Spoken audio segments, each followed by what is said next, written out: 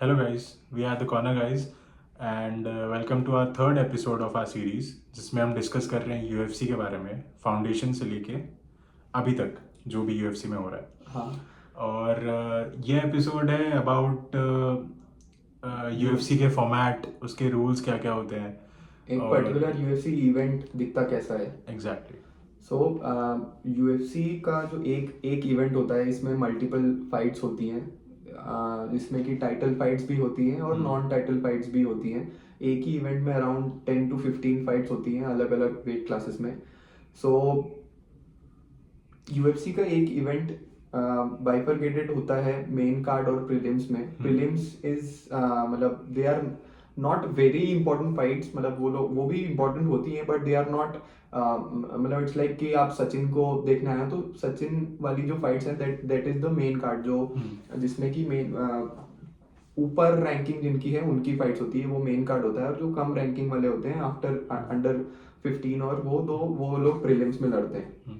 सो इसमें मैं बताता हूँ कि एक फाइट दो टाइप के राउंड्स में होती है। First is a non title fight जो कि 3 राउंड की होती है मोस्टली, कभी कभी it is for 5 rounds also, but जो टाइटल फाइट होती है it is definitely of 5 rounds. और एक राउंड होता है 5 मिनट्स का। हाँ, तो इट इज डिवाइडेड इनटू अलग अलग राउंड्स और हर राउंड के में 30 सेकंड का गैप होता है।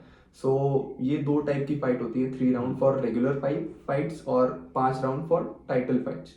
यस।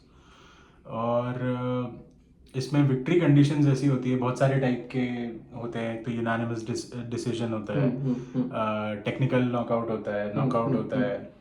सो बेसिकली किसी भी फाइटर को जीतने के लिए या तो अपने, इसके मल्टीपल तरीके हैं, या तो अपने ओपोनेंट को नॉकआउट कर दे या तो अपने ओपोनेंट को सबमिट कर दे। ठीक है, अगर वो 3 या 5 राउंड होने के बाद भी, एक डेजिग्नेटेड टाइम अमाउंट के बाद भी वो कोई भी एक दूसरे को नॉकआउट नहीं कर पाया है तो फाइट तो फिर रेफरीज के जो डिसीजंस होते हैं, हाँ, तीन रेफरीज होते हैं जो कि 10 में से रेटिंग देते हैं दोनों फाइटर्स को। फॉर एग्जांपल कि हम दोनों लड़ रहे हैं और 3 राउंड्स में 2 राउंड मेरे अच्छे गए, एक राउंड इसका अच्छा गया है, तो मुझे 10 मिलेगा और according to his performance he'll get either 9, 8 और 7। मतलब 7 से बहुत कम ऐसा होता है कि कम मिलते हैं क्योंकि इतना वन साइडेड फाइट नहीं होता है, बट 10, 9 पहले राउंड में मिला मुझे, 10, 9 सेकेंड में मिला, थर्ड राउंड में इसने अच्छा परफॉर्म किया तो इसको 10 और मुझे 8 मिला।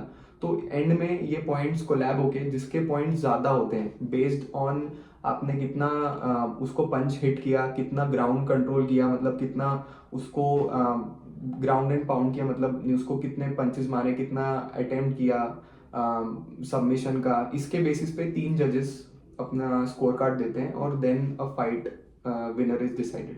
पर मुझे पूछना था कि किस किस चीज़ के सबसे ज़्यादा पॉइंट्स होते हैं। जैसे कि मैंने सुना था कि अगर आप ग्राउंड पे ले जा रहे हो किसी को तो that is very significant then striking, that's it. हाँ एग्जैक्टली, मतलब 2 टाइप की चीजें हैं जिसमें सबसे ज्यादा पॉइंट्स मिलते हैं। एक तो नॉकडाउन होता है, मतलब आप किसी अपोनेंट को पंच या किक या एल्बो कुछ भी हिट करो और वो जमीन पे आ जाता है, अपने घुटनों पे आ जाता है, मतलब स्लीप नहीं, मतलब वो he is conscious but he is on his knees, मतलब वो कंकशन हो गया उसको थोड़ा, मतलब he is very well hit.